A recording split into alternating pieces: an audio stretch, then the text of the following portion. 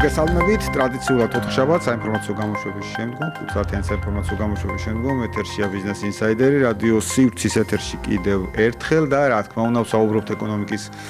და ბიზნესის აქტუალურ საკითხებზე. ტრადიციულად ვიდრე წარმოვიდგენთ სტუმარს, მანამდე მცირე მიმოხილვა, ასე ვთქვათ, მიმდინარე ეკონომიკური თემების, ასე ვთქვათ, ყველაზე უფრო მნიშვნელოვანი ნაწილი, რომელიც ჩვენ პრინციპში მთელი კვირის განმავლობაში მოყვებოდა იყო საერთაშორისო საფინანსო ინსტიტუტების შეფასებები საქართველოს ეკონომიკური ზრდის პროგნოზთან მიმართებაში და სულ ბოლო, რომელიც ჩვენ ნახეთ, გუშინ იყო უკვე მსოფლიო ბანკის მხრიდან ახალი ეკონომიკური პროგნოზი, სადაც საქართველოს მაჩვენებელი გაუმჯობესებული ამ შემთხვევაში 1.9%-ით, 1.5%-ით და ეკონომიკური ზრდის პროგნოზი 5.5-დან მსოფლიო ბანკმა გაზარდა 7%-მდე, რაც ასევე კიდევ ერთი მნიშვნელოვანი აღიარება საქართველოს ეკონომიკური ზრდის პოტენციალის და რატო ვთქვით, რომ მთელი კვირის განმავლობაში მიყვებოდა და მანამდეც ცოტა უფრო ადრეც, ვინაიდან ერთი კვირის წინ ჩვენ ვნახეთ აზიის განვითარების ბანკის შეფასება ამასთან დაკავშირებით აზიის განვითარების ბანკი, რომელმაც ასევე გაზარდა საქართველოს ეკონომიკური ზრდის პერსპექტივა ამ შემთხვევაში 1%-ით და გაზარდა 6%-დან 7%-მდე, სულ ცოტა ხნის წინ კი დაახლოებით 2 კვირით ადრე ევროპის რეკონსტრუქცია განვითარების ბანკმა ასევე გაზარდა საქართველოს ეკონომიკური ზრდის პროგნოზი და გაზარდა 6-დან ამ შემთხვევაში 7%-მდე, სხვა შორის EBRD-ის შემთხვევაში, ევროპის რეკონსტრუქცია განვითარების ბანკის შემთხვევაში, აქ კიდევ ერთი საინტერესო დეტალია, რომ EBRD-მ ამ ერთ წლის განმავლობაში 2-ჯერ გაზარდა საქართველოს ეკონომიკური ზრდის პროგნოზი. პირველად ეს იყო თებერვალში, როდესაც 1.4% გაზარდა გასული წლის სექტემბერთან შედარებით, ანუ გასული წლის სექტემბერში EBRD პროგნოზირებდა 5.6% საქართველოს ეკონომიკური ზრდის 2025 წლისთვის, შემდგომ თებერვალში EBRD-მ განაახლა პროგნოზი და აღნიშნა, რომ საქართველოს ეკონომიკა გაიზრდებოდა 6%-ით, ანუ 1.4%-ით გაზარდა და უკვე სექტემბრის შუა პერიოდში სექტემბრის მიწურულისკენ EBRD-მ კიდევ ერთხელ გადახედა საქართველოს ეკონომიკური ზრდის პროგნოზს და გაზარდა ის 7%-ად. და უნდა დაგვაუწყოს, რომ ყველაზე უფრო მაღალი მაჩვენებელი სულ თავიდან ეს იყო მაისის მიწურულს, ივლისის დასაწყისში დაფიქსირდა საერთაშორისო სავალუტო ფონდის მიერ, საერთაშორისო სავალუტო ფონდმა საქართველოს ეკონომიკური ზრდის პროგნოზი მაშინ გაზარდა 7.2%-მდე. ანუ ყველაზე დიდი საერთაშორისო საფინანსო ინსტიტუტები, დიდი 4-ეული საერთაშორისო სავალუტო ფონდი, მსოფლიო ბანკი, EBRD და ADB საუბრობს, რომ საქართველოს ეკონომიკა გაიზრდება 7% ან მეტით, ეს არის 7.2%, რომელსაც საერთაშორისო სავალუტო ფონდი ამბობს. და ამასობაში ფაქტი, რომელიც ჩვენ გვაქვს, ანუ გულისხმობთ ოფიციალურ მონაცემებს, რომელიც აკსტატის მიერ არის დაფიქსირებული, თითქმის 8%, 7.9% არის 8 თვის საშუალო მაჩვენებელი საქართველოს ეკონომიკური ზრდის. და აქ არის ერთი მნიშვნელოვანი მომენტი, კიდევ როცა ჩვენ ვსაუბრობთ საერთაშორისო საფინანსო ინსტიტუტების შეფასებაზე, არ უნდა დაგვაუწყოს, რომ როგორც წესი საერთაშორისო საფინანსო ინსტიტუტები გამოირჩევიან კიდევ უფრო მეტად კონსერვატიული პროგნოზებით, როგორც წესი ზრდა ყოველთვის და ამასაც ჩვენებს მთელი გასული წლების, გასული 2-3 წლის სტატისტიკა კიდევ უფრო დეტალურად აჩვენებს ამას, რომ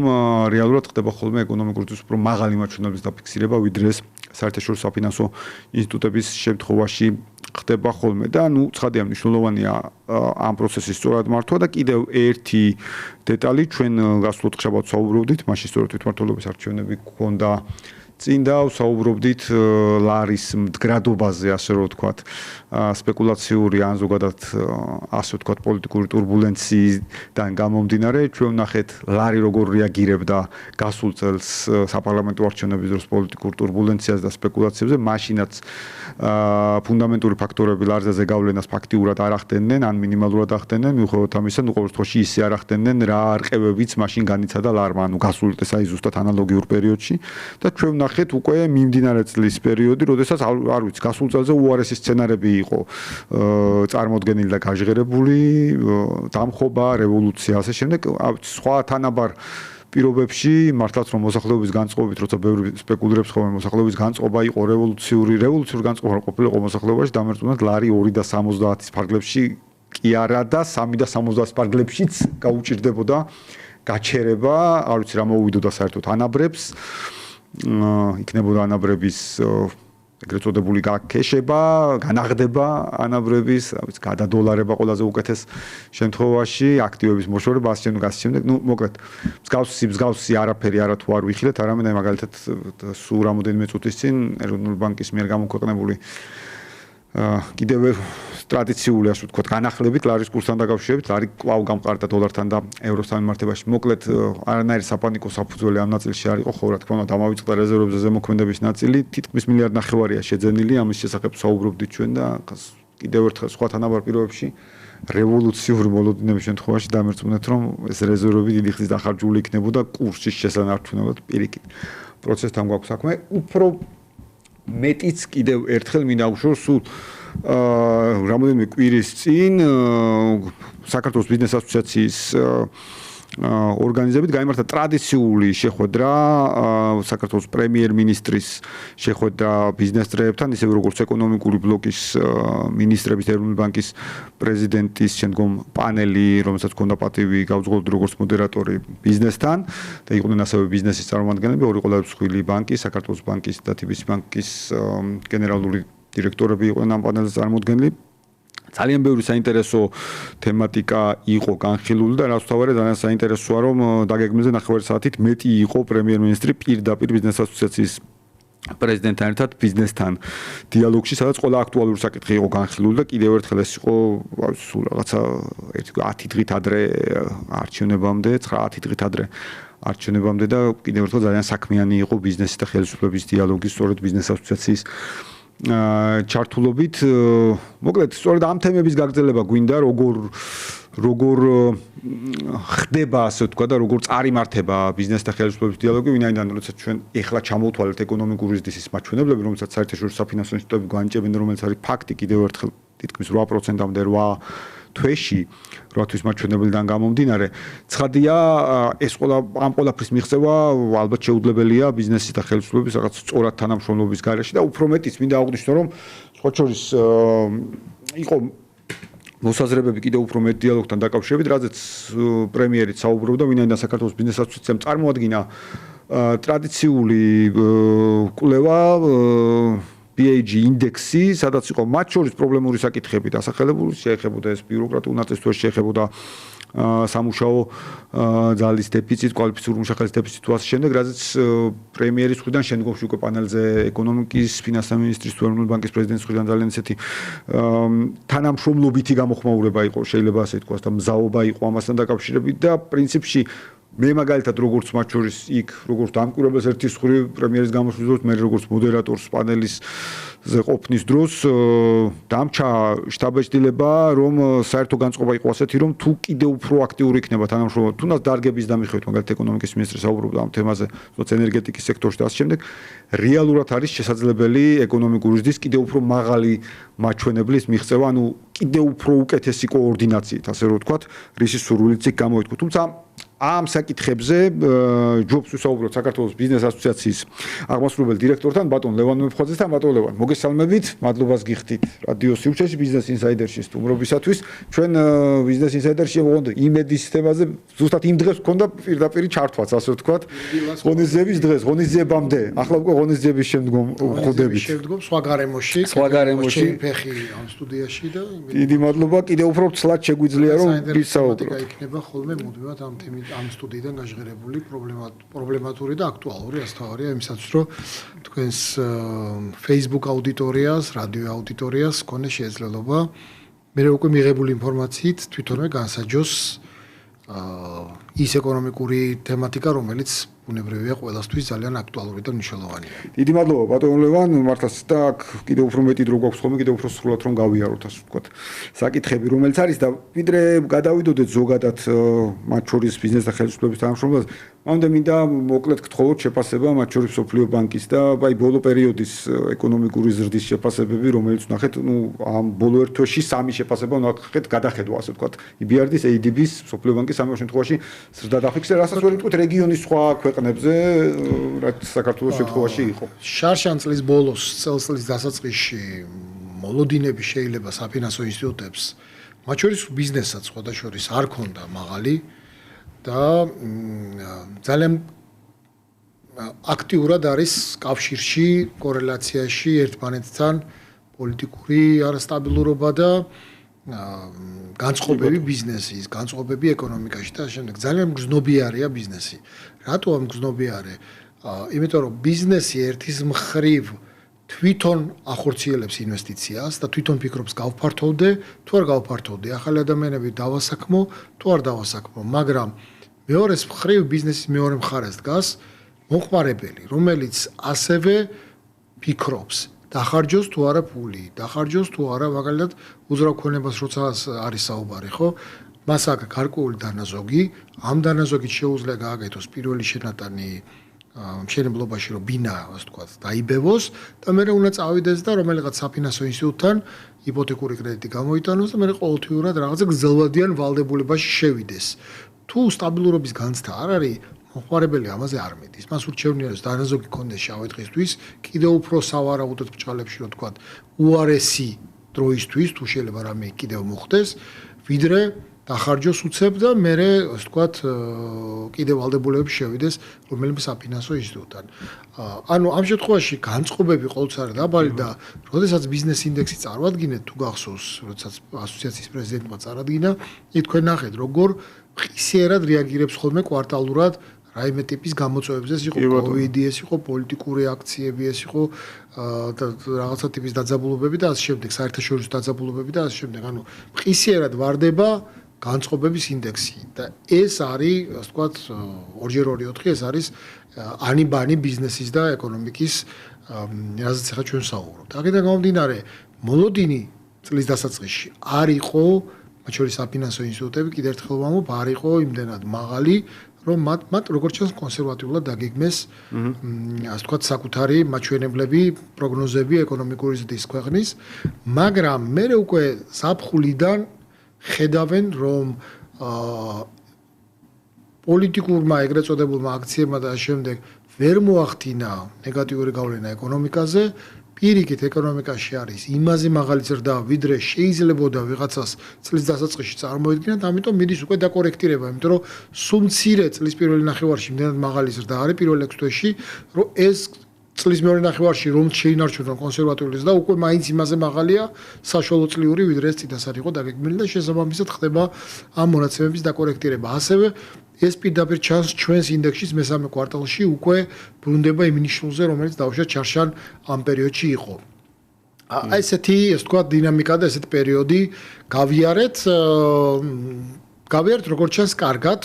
იმ გაგებით, რომ საბოლოო ჯამში ის აღდგენა ის საფრთხეები, რომელიც ეკონომიკას ჰქონდა, გადავლახე დღეს ესერკში აღარ დგას და მეორეს მხრივ ის, ასე ვთქვათ, შიშები, რაც ბიზნესს ჰქონდა, ეს შიშებიც აღმოჩნდა, რომ არის უსაფუძვლო. შესაბამისად, იწყება მეტი აქტიურობა 65% კომპანიების უკვე მესამე კვარტალში იძახის, რომ ინვესტიციებისთვის მზად არის გააფართოვოს, აიყვანოს. ყოველი მესამე კომპანია ამბობს, რომ დაიმატებს სამუშაო ადგილს, ანუ და ახალ თანამშრომელს დაიმატებს ახალ სამუშაო ადგილზე. შესაბამისად და ამ ყველაზე რაც თავია ძალიან დაბლაა, რეკორდულად დაბალია იმ კომპანიების რიცხვი, რომელიც ამბობს, რომ მოთხოვნა მათ სერვისზე და პროდუქტზე არის იმაზე დაბალი, ვიდრე მათ უნდათ რომ იყოს. ანუ ეს არის 10%-ზე დაბალი და ეს უკვე ძალიან ეს არის ყველაზე კარგი ჯანსაღი ინდიკატორი იმ ბიზნეს ინდექსიდან, რომელსაც ჩვენ ვაწარმოებთ ხოლმე. კი ბატონო, აბსოლუტურად და ეხლა თქვენ აღნიშნეთ, რომ მესამე კვარტალში ანუ უბრუნდებოდა მაჩვენებლებს. მათ შორის მე მინდა რომ აი ვინაიდან მსოფლიო ბანკის იყო, ეხლა თქო რომ საუბრობდით. ზუსტად გამახსენდა ერთი თემა, როგორ ხდებოდა ცვლილება და ყველაზე უფრო მეტად მსოფლიო ბანკის შემთხვევაში განიცადა პროგნოზმა ცვლილება. ჯერ იყო რომ გასული წლის შემოდგომიდან სადღაც იანვრისთვის მსოფლიო ბანკმა ყოველ შემთხვევაში ერთხელ გადახედა პროგნოზს და 5-დან 6%-მდე გაზარდა და შემდგომ გაზაფხულზე მსოფლიო ბანკის და საერთაშორისო სავალუტო ფონდის ყოველდღიურ შეხვედრაზე ვაშინგტონში 0.5%-ით შეამცირა 5.5%-მდე, ანუ გაზრდილი პროგნოზი შეამცირა და ახლა 1.1 ფაშად 1.5%-ით გაზარდა ზუსტად. იმიტომ რომ მოლოდინი იყო რომ ეს განწყობები მოახდენდა მაკროეკონომიკურ მაჩვენებლებზე გავლენას. და ყველაზე მთავარი რაც ყველამ დაინახა, მათ შორის ბიზნესმაც დაინახა, მათ შორის საერთაშორისო ორგანიზაციებმაც, რომ მაკროეკონომიკური ეს მაჩვენებლები არის ძალიან მყარი. და თუ არის მყარი, ნიშნავს, რომ საფუძველი შიშის აღარ არსებობს. ესე იგი ნიშნავს, რომ ეკონომიკა ძალიან ჯანსაღია იმისათვის, რომ ინვესტიციები განახორციელოს. სულ მიჩნდება ხოლმე კითხვაც და ხშირად ასე ვთქვათ ფიქრობ ამ საკითხზე, მიმსჯელია სხვადასხვა საინტერესო ხალხთან ამ თემაზე. გახდა თუ არა ბიზნესი და საზოგადოება კიდევ უფრო მედეგი სხვადასხვა ტიპის თუნდაც პოლიტიკური სპეკულაციების მხრიდან, იმიტომ რომ ხა მესამე კვარტალი ვახსენეთ და ერთ არჩევნები გქონდა წინ. კიდევ ერთი არჩევნები გქონდა წინ, როდესაც განწყობები პირიქით პოზიტიურისკენ იცვლებოდა თქვენი კვლევის მიხედვითაც, საერთაშორისო საფინანსო ინსტიტუტების შეფასების მიხედვით და წესით არჩევნები სადაც დაანონსებული იყო ის რაც იყო, ხა გასაგებია რეალისტური იყო, არ იყო რეალისტური, მაგრამ ან ფაქტი რაც ნახეთ იყო, რაც არის. და ამ შემთხვევაში ვხედავდით ყარლარს, პოზიტიურ მოლოდინებს, გაუმჯობესებულ ასე ვთქვათ ეკონომიკური ზრდის პარამეტრებს და გასულ წელს სრულად სხვა ვითარება იყო, თქვათ ამ კუთხით და უფრო მედეგი და მდგრადი გახდა საზოგადოება და ბიზნესი უფრო ნაკლებად რეაგირებს პოლიტიკურ სპეკულაციებზე თქვენი შეხედულება ამასთან დაკავშირებით. იცი რა არის პოლიტიკურ საბოლოო ჯამში მოთხოვნა მიწოდებით რომ წავიდეთ. როგორც ჩანს მომხმარებელი გახდა პოლიტიკურად მედეგი. და მომხმარებელი პოლიტიკურად მედეგია და ბიზნესი ხედავს რომ გაყიდვებზე გავლენას არ ახდენს ეს. უკვე ბიზნესიც დარწმუნებულია საკუთარ აქტივობაში, ხვალინდელ აქტივობაში, იმიტომ რომ თუ არ იცვლება გაყიდვები, არ იცვლება მათი ფინანსური მაჩვენებლები, მიუხედავად ასე ვთქვათ პოლიტიკური დაძაბულობისა და არ იცვლება იმიტომ რომ მომხმარებლები არ ცვლიან ჩვევას განაგრძონ ინვესტირება უძრავ ქონებაში პირობითად ბიძახი იყიდონ ისეთ ტიპის ხა სტრაფი ასე ვთქვათ ბრუნვის საგნები რაც არის ყვების საგნების პირველად მოხმარების ამაზე ბუნებრივი არ არის ძირითადად როცა ურტყავს რასაც ურტყავს ეს არის ეგრეთ წოდებული უფრო მაღალი ღირებულების მქონე ნივთებზე ავტომობილები ბინები და ასე შემდეგ ხო თუ ხედავთ რომ აქ გაყიდვები პირიქით იზრდება კი არ მცირდება ნიშნავს რომ მომხმარებელს არ აქვს შიში მომავლის ნიშნავს იმას რომ ეს ბიზნესი აძლევს უკვე მეტ სტაბილურობის განცდას იმისათვის რომ მან კიდევ უფრო მეტად გაზარდოს ასე ვთქვათ ბიზნეს აქტივობა და ბიზნეს ოპერაციები. კი ბატონო, გადავიდეთ ახლა სწორედ იმ შეხვედრაზე, რომელიც იყო და ძირითადად ნაწილი ამ შეხვედრის ბუნებრივია იყო პრემიერის, თქვენს კვლევასთან ერთად პრემიერის ისეთი პირდაპირი დიალოგი, რომელიც საათზე მეტ ხანს გაგრძელდა, ნახევარი საათი იყო დღის წესრიგი, თავდაპირველი დღის წესრიგი დაგეგმილი, მოკლედ ძალიან საინტერესო იყო და რა თავარია, რაც მე იქ ვნახე, ასე ვთქვათ, იყო ბიზნესის საკმაოდ ისეთი ჩართულობა და მათ შორის არ მორიდება ისეთი კითხვებისაც კი, რომელიც მათ ჰქონდათ. როგორ შეაფასებთ აი ამ დიალოგის მნიშვნელობას ხელისუფლებასა და ამ რანგზე ვსაუბრობ ცხადია ვთქვათ ამ შემთხვევაში, როდესაც პრემიერი პირდაპირ ასე ღიად ესაუბრება, მე ესეთი ღია ნაწილი, მე ფაქტიურად პირველად ვნახე ასე ვთქვათ, რაც პირველი ის უნდა აღნიშნოთ, რომ პიროვნული ასე ვთქვათ ფაქტორი ძალიან მნიშვნელოვანია, იმიტომ რომ ალბათ პირველად ყავს პრემიერი, რომელიც კითხვებს წინასწარ არ არჩევს, არ ერიდება და თამამად ყველა ასე ვთქვათ თემატიკაზე მზად არის საუბროს, მათ შორის იმ საკითხებზე, რომელიც ბიზნესს აწუხებს და ცხადია ეს საკითხები არის უშუალოდ მთავრობის და მისი კომპეტენციის ქვეშ. აქ არ იყო შემიძლია ღიად თქვა ყოველგვარი მიკი მოკვის გარეშე, რომ ხო შეიძლება ვიღაცას ეთქვა, რომ მოდი ამან კითხვა დასვოს, ამან არ დასვოს, მოდი ეს სექტორი დავსვათ ამაზე. არანაირი წინასწარი შედახმება, საუბარი, რაც არის ძალიან პოზიტიური თავისთავად. სრულიად დარბაზში პირველი კითხვის მღელვარებაც კი იგზნობოდა თავიდან დაუგეგმავი რომ იყო. და მომიწია მე ავწიე ხელი, ცოტა სითამამე შემეძინა და მე მაშინ სწორედ ცხვილ ხესებზე და იმ სადგურებზე ვკითხე, რომელიც მნიშვნელოვანია მომავალი ეკონომიკური ზრდისთვის და მე მგონია რომ აი ეს იყო ძალიან მნიშვნელოვანი. მე ვფიქრობ რომ დრო რო ყოფილიყო, ალბათ შეიძლება რამდენიმე საათი კიდე გაგრძელებულიყო საუბარი, იმიტომ რომ ყოველი ახალი კითხვა და ყოველი ახალი პასუხი, ყოველი პასუხი ამ ახალ კითხვაზე აჩენდა დამატებით შეიძლება სხვა სექტორიდან რაღაცა მსგავს. საინტერესო იყო რომ საკმაოდ დეტალებში იყო ჩასვლა ბიზნესის მხრივ, ანუ ეს არ იყო რაღაცა გლობალურ ხედვებზე რაღაც გეოპოლიტიკურთან დაწყებული, ვთქვათ, კორპუსის სიმაღლეებიდან და საავიაციო სტანდარტებიდან ავტობანზე გაშენებული რაღაცა ავტობანით და იმ პრობლემებით, რომელიც ავტობანის მიმდებარედ შეიძლება ვამშნევდეთ და ვხედავთ, რომ ძალიან ქაოტურად ხდება გარკვეულ გამოჩენა. ძაღლებსაც კი შევახეთ. და ამიტომ ხო უპატრონო ძაღლები და ძალიან ბევრი თემა იყო, რომელიც მათ შორის პოლიტიკური თემებზეც იყო საუბარი, არ ჩავღრმავდები, დასმული იყო რამოდენიმე ვთქვათ ბიზნეს კომპანიის წარმომადგენლის და ფლობელის მიერ. ამიტომ ძალიან ისეთი ფართო დიაპაზონი იყო საკითხების და პასუხებიც იყო ძალიან პირდაპირი, ღია და გასწავლია კომპეტენტური. კი ბატონო, და ზუსტად საუბარი პრემიერის პანელი ბიზნეს ასოციაციის პრეზიდენტთან ერთად დაიწყო მას მერე, რაც თქვენ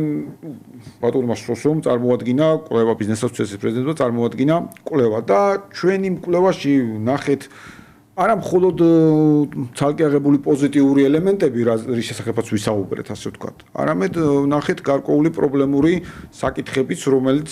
ბიზნესს აწუხებს და ამ პრობლემებზე საუბრითაც დაიწყო, მათ შორის პრემიერმა. გარკვეული ნაწილი თუ სწორად მახსოვს შეეხებოდა მაგალითად გადაწყვეტილების მიღების სისწრაფეს, ბიუროკრატიულ ნაწილს ასე შემდეგ. აი თქვენ როგორ ხედავთ და მე ხა თქვენ ეს ხო არისო რომ კვლევა წარმოადგენთ და დასრულე ხა თქვენ უშუალოდ თქვენ უკვე ბატონო ჩართული ხართ მე ყოველდღიურ საქმიანობაში ბიზნესთან ერთად სხვადასხვა სახელმწიფო უწყებთ. აი როგორ ატყობთ ეს პროცესი და მონდომება ზოგადად რომ ის რაც პრობლემური ნაწილია, кейსია ზოგადად შეიძლება რაღაც სისტემური ნაწილია, აი ამისი მოგვარებისკენ ნაბიჯები როგორ ხდება აქეთკენ სვლა ასე ვთქვათ.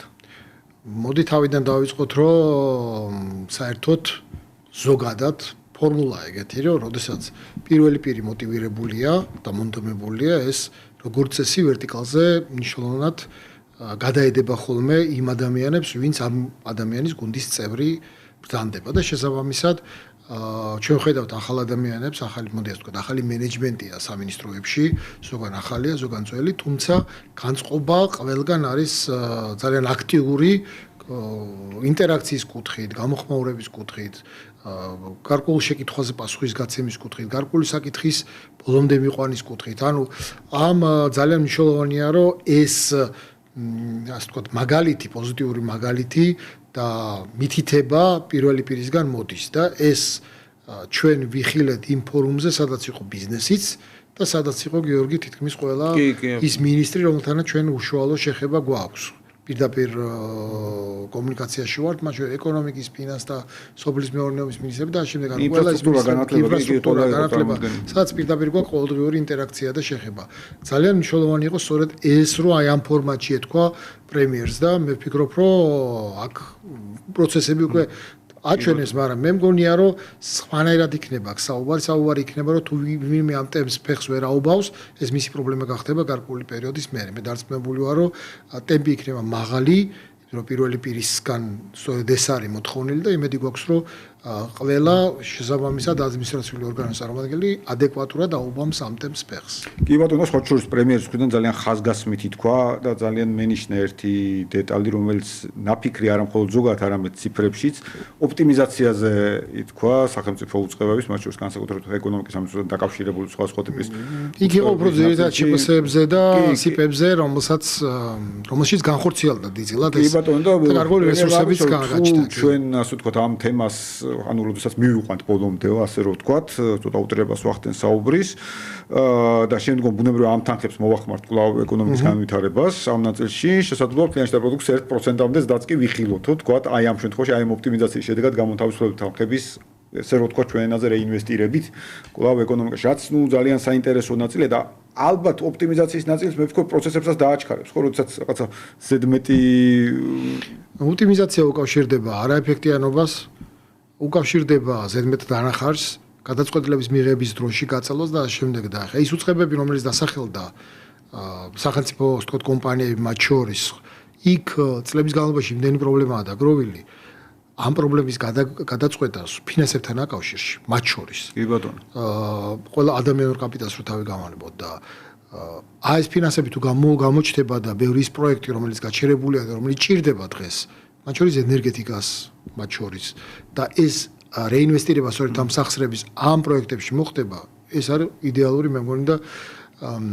ინვესტორებს რო ვამბობ რომ ეკონომიკას ჭირდება ინვესტორი რამდენიმეჯერ ვახსენე კერძო მომხმარებელი სახელმწიფო ანალოგიურად არის ისეთივე ინვესტორი ეკონომიკაში როგორც ჩვენ ვართ ყველანი უბრალოდ განსხვავება ის რომ მისი მასშტაბი გაცილებით დიდია ვიდრე ინდივიდუალური ჩვენ როგორც ამ ქვეყნის მოქალაქეების და მისი საინვესტიციო მასშტაბი ანალოგიურად ახდენს გავლენას ეკონომიკური ზრდის მაჩვენებლებზე, იმიტომ რომ ის ასევე განახორციელებს შუალედურ შეწყიტვას, რომელიც მე უკვე ასე ვთქვათ, დამატებით რეალობაში აისახება და შემდეგ ანუ ხელფასებს გასცემს და ასე შემდეგ. კი ბატონო, აუცილებლად მინდა რომ ენერგეტიკა და ინფრასტრუქტურის შესახებაც მოვასწროთ საუბარი, თუმცა მანამდე მინდა გკითხოთ გარკვეული ტიპის თქვენ კვლევასაც მუდმივად ვაკურდებით ხოლმე და არ არის ასე ვთქვათ სანუგეშო სურათი სიტუაციაში რომელიც შეეხება დასაქმების ნაწილს ანუ ბიზნესის მხრიდან კვალიფიციური კადრების მოთხოვნას და მიწოდებას ანუ ეს დიდი დაშორება ასე ვთქვათ ამ ნაწილში და თუმცა ერთი ტენდენცია ამ კვარტალში იყო იმიტომ რომ ბოლო რამოდენიმე კვარტალია პირველი მეორე ადგილი სტაბილურად უჭირავს პირველი ადგილი ეს არის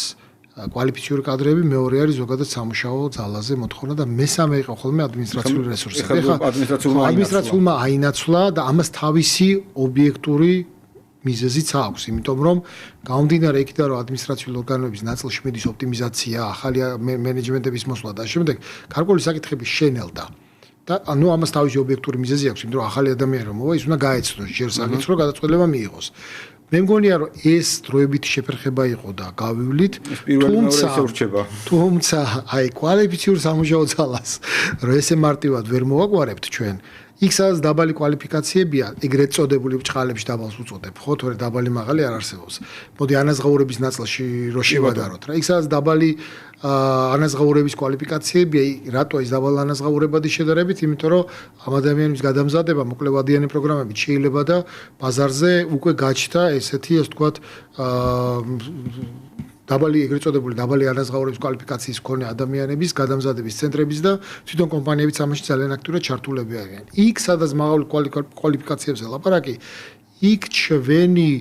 განათლების სისტემა 2004 წლიდან ისე იყო გადაწყობილი, რომ ეს საერთოდ დავივიწყეთ. საინჟინრო სპეციალობები, ისეთი ტიპის სპეციალობები, რომელიც შეიძლება ჩვენ მასობრივად არ გვჭირდებოდა და შეიძლება თავის დროზე საბჭოთა კავშირის დროს ხდებოდა ასეულობით ისეთი კადრის მომზადება, რომელიც შეიძლება ბაზარზე მოთხოვნა არ იყო, მაგრამ ის რაც გვჭირდებოდა, ისიც აღარ აქვს. ეს არის პრობლემა, იმიტომ რომ თვითონ მოდელი ისეთი იყო, რომ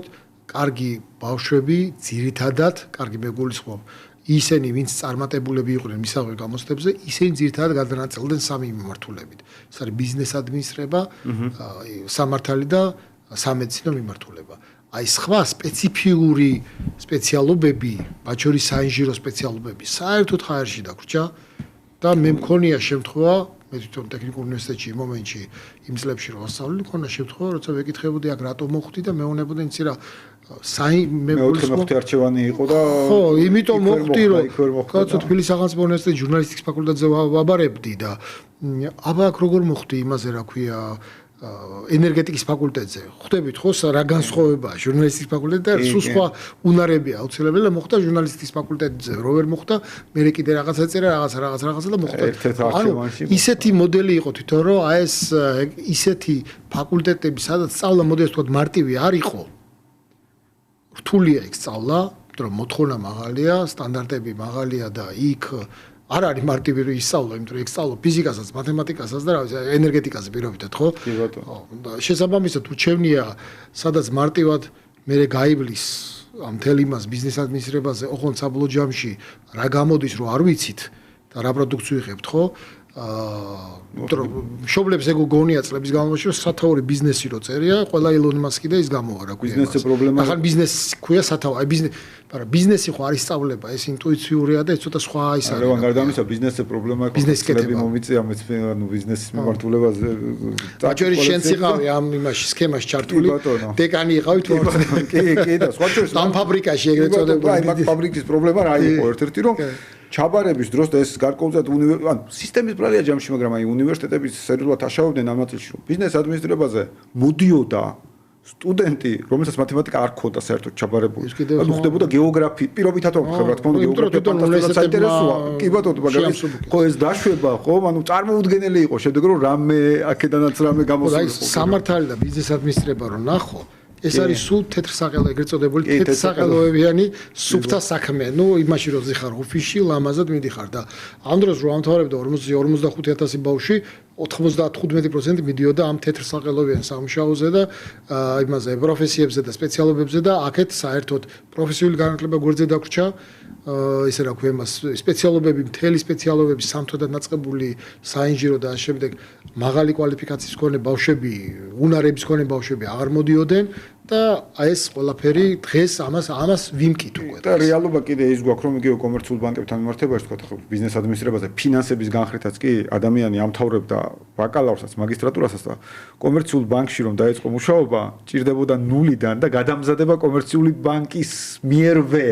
ანუ აი ეს კიდე აცდენა ძალიან ისე კიდე სხვა პრობლემაა იმიტომ რომ ჩვენთან რადგანაც გონია რომ უნივერსიტეტს თუ დამთავრებს ადამიანი ის მზა პროდუქტია და ხა მე თვითონ ბრიტანული უნივერსიტეტი მაგ გავლილი და დაახლოებით ვიცი იქ სხვა რამეა იქ გასწავლიან ზოგადუნარებს და გასწავლიან და გათვისებენ იმ უნარს რომ შენ თუ როგორ უნდა მოიპოვო და დაეუფლო ამ ინფორმაციას რო გეტყვიან რომ ერთ კვირაში უნდა დაწერო შენ რაღაცა ტიპის დავალება სადაც და ჩამოგითვლიან ერთი 30 ლიტერატურა რომელსაც მე გადახედო და შენ თან მიხვდე რომელი გამოიყენო ხო იქ უკვე და ჩვენთან ეგრე არ არის ჩვენ უმაღლესი შენ მაინც ხო იცია რა რომ აძლევენ აი ორ ფუცლს მოუტანენ ეთქვია რა ხა შენ ეს წაიგითხე და მოდი მომიყევი და არ არის ეგრე და არ გამოდის მაინც უცებ საბოლოო ჯამში იქ ბრიტანეთში წარმოიდგინე იქ მე 18-თვიანი გადამზადებილის ყველა დამსაქმებელს 18-თვიანი დროებითი ასე თქვა ხელშეკრულებები აქვს და იმას ამზადებს და თუ დაგმაყოფილა მე სტანდარტი იღებს სამუშაოსა და ჩვენ კიდე განცდა გვაქვს რომ ფურცელნახევარს რომ ასწავლის ლექტორი ის რომ უკვე მზად უნდა იყოს სამუშაო და არ არის ეგ ეს კი და სხვა შორის კიდევ ერთ საუბრიშო რომ უკვე რამოდენიმეჯერ აღნიშნა პრემიერმა განათლების სისტემაში ყოვლის მომცველი რეფორმა და ცხადია ყველა ველოდებით ცალკე ამ კი ყველა ველოდებით და მე გასთან მაქვს რომ დაახლოებით გერმანული მოდელისკენ წავალ სახელმწიფო უნივერსიტეტები იქნება იმ დაახლოებით იმ მიმართულებით როგორც გერმანიაში უფასოა და შეიძლება ესეთი ტიპის ცვლილებამ ის სიცარიელეში ავსოს რასაც მე ვლაპარაკობდი. კი ბატონო და ალბათ უფრო მეტი პროფესიული მიმართულებაც მათ შორის რაც უნდა გაძლიერდეს და მიღება ალბათ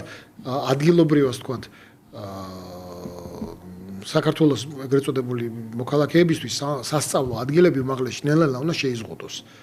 იმისათვის რომ კი ბატონო უნივერსიტეტებს კონდეთ საერთაშორისო სტუდენტების მოზიდვის შესაძლებლობა შეავსონ მათ და ეს იყოს მათი ბიზნესის მიმართულება, მაგრამ მეორეს მხრივ სამუშაო ადგილების ნაწილში არ შევქმნით ისეთი ტიპის განცდა, რომ პროფესიული განათლება უფრო პრესტიჟულია, მეტად გაქვს შანსი, რომ დასაქმებას იპოვი და დასაქმდები და სამუშაო ადგილს იპოვი, სხვანაირად ალბათ გაგვიჭირდება მომავალში ბიზნესის და ზოგადად ქვეყნის აბსოლუტურად და უნივერსიტეტებმა გარკვეულწილად აუღეს ალღო კერძო უნივერსიტეტების შემთხვევაში ვამბობ და ნუ სახელმწიფო სამედიცინო შემთხვევაშიც რომ უცხოელი სტუდენტებისგან ისეთი მნიშვნელოვანი ტიპის შევსება აქვთ. ეხლა აუცილებლად მინდა გითხოთ ეხლა ანაზღაურებად დარგები ვახსენეთ ერთ-ერთი ყველაზე უფრო მაღალი ანაზღაურებადი კი არა და ყველაზე მაღალი ანაზღაურებადი IT სექტორი რომელიც განიცდის ასე ვთქვათ მზარდობას ანაზღაურების კუთხით და პრესტიჟიც ემატება. თუმცა ნახეთ რომ ამ შემთხვევაში იყო საქართველოსგან მანამდე დაანონსებული საკმაოდ სოლიდური საგადასახადო შეღავათები ერთის მხრივ და მეორეს მხრივ გარკვეულწილად რელოკაცია მოხდა ომის შემდგომ რუსეთის უკრაინაში შეჭრის შემდგომ პერიოდში რელოკაცია აქ ჩვენ ვნახეთ, მაგრამ ვნახეთ რელოკაციის შემდეგ დამაგრებაც ასე ვთქვათ იმ ადამიანების რომლებიც შემოვიდნენ. იქით ამას სტიმული მისცა გარკვეულწილად და კანონმდებლებმა პარლამენტის წევრებმა დააინიცირეს შემდგომ უკვე ეგრეთ წოდებული IT რეზიდენციის ნაწილი. აი როგორ ხედავთ ამ სფეროს განვითარების ნაწილს და აი აქ კიდევ უფრო მეტის მოზიდვას განვითარების ნაწილს სახელმწიფო რაც მასზე იყო დამოკიდებული მე მგონი გააკეთა და ეს არის შეღავათი საგადასახადო თუ კი შეხარ საერთაშორისო საწარმო ემსახურები არარეზიდენტას თქვა საწარმოს მას შენიხდი 5%-ს როგორც საშემოსავლო ესე კორპორატიულ გადასახადს და დივიდენდის გადასახადს საერთოდ არ იხდი და შემდეგ ანუ ეს არის იდეალური საგადასახადო მოწყობა იმისათვის რომ შენ ძალიან ჯერ ერთი მოიყვანო ძალიან ბევრი საერთაშორისო მსხვილი მოთამაშე ქვეყანაში და რამოდენიმე ჩვენ უკვე ყავს და დავამაგრეთ. შენ მეორე ნაწილი ეს არის ეგრეთ წოდებული ექსპატები, რომლებიც საბოლოო ჯამში წამოვიდნენ რუსეთიდან, უკრაინიდან, ბელარუსიიდან და მათ სწორედ იმიტომ რომ ისინი ემსახურებოდნენ გარე აქტორებს, მათ ჰქონდათ შესაძლებლობა რელოკაციის, რომ მათ გრძელვადიანი სტაბილური ფინანსური შემოსავლიდან გამომდინარე სხვა ქვეყანაში ადაპტაცია არ გაუჭირდებოდა და პირიქით მარტივად ადაპტირდებოდნენ. მათი დამაგრების ნაწილში მე ვფიქრობ შემოსავალზე მიბმა რაც ახლა გავაკეთეთ 40,000 ზემოთ მას ავტომატურად 3 წლიანს აძლევენ თუ არ ვცდები ხო? კი residence permits ინგლისურად ესე ეძახიან ცხოვრების უფლებას ვაძლევთ. მე მგონი ყველაფერმა ამან შექმნა უკვე დამატებითი დააგენერირა მე მგონი წელს 8 თვეში რაც ვნახე რიცხვები იგივე იყო, რაც მთელი შარშანდელი წელი ნიშნავს, წელს მილიარდზე მეტი შარშანი იყო 700-800 მილიონი, წელს მარტო პირველ 9 თვეში იყო 900 მილიონი, ანუ მილიარდამდე. ხო, ანუ ეს არის პრაქტიკულად ანუ როდესაც ჩვენ საუბრობთ საწარმოზე, ჩვეულებრივ რომელიც საწარმო რაღაცას უშვებს, ხო? ის ამ ფულს ხარჯავს ნედლეულზე ხარჯავს და ხელფასები რაღაც ნაწილი. აქ ჩათვალეთ, რომ თავიდან ბოლომდე ეს თანხები არის ინტელექტუალურ ხელფასებზე, ანუ ეს არის ის ქეში, რომელიც ქვეყანაში შემოდის და მე აქ იხარჯება. ხო, და აჩენს აი იმ მოთხოვნას, რომელზეც მე თავიდან ვლაპარაკობდი, როცა პროდუქტებზე და იმაზე აღარ არის პრობლემა მოთხოვნის ნაწილში. მაგალ შემოსავლიანი ადამიანები უკვე შემდგომ ისეთ ნივთებს ყიდულობენ, ხო, რაზეც თქვენ აღნიშნეთ, იქნება ავტომობილი ავეჯი თუ ასე შემდეგ, ასე რომელიც უფრო მაღალ კლასშია. და ცოდნა და გამოცდილება ალბათ, ხომ კიდევ დამატებით, რომელიც ხა ექსპატებმა რაც შემოიტანეს, ახლა მე ვიცი რამდენიმე კომპანია და ჯერ საინტერესოა რომ ეს ექსპატები ბათუმში დამკვიდრდნენ. ხო, სვაჩორის ეს. ყველა არა, მაგრამ მნიშვნელოვანი ნაწილი მათი დამკვიდრდა ბათუმში და მათ აიყვანეს ადგილობრივები და ამზადებენ. მე მქონდა ორ-სამთან კომუნიკაცია ესეთი.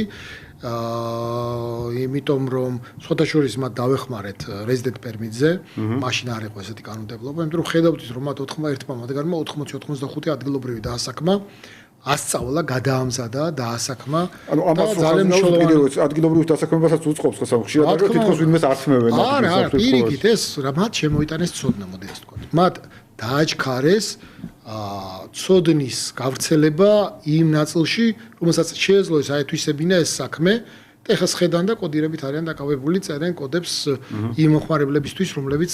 რაღაც ამერიკაში, ან რომელიმე ევროპულ ქვეყანაში არიან. ანუ პრაქტიკულად ეს არის სერვისის ექსპორტი, რომელიც ჩვენ დავიწყეთ, ხო? ჩვენ აი ექსპორტი არა გვაქვს, აბა რა გავაკეთოთ და უცებ აღმოჩნდა, რომ ამ ექსპორტმა გადააჭარბა ისე ტრადიციულ ექსპორტებს, როგორც არის ფეროშენადნობები და მანქანას ვერ მანქანების რეექსპორტს ვერ გადააჭარბა ერთადერთი. მანქანების რეექსპორტი ნუ ხა ისეთ თემა რა აქ 2 მილიარდზე მეტია უკვე ასული, მაგრამ აჭარბა ოქროს, სპილენს,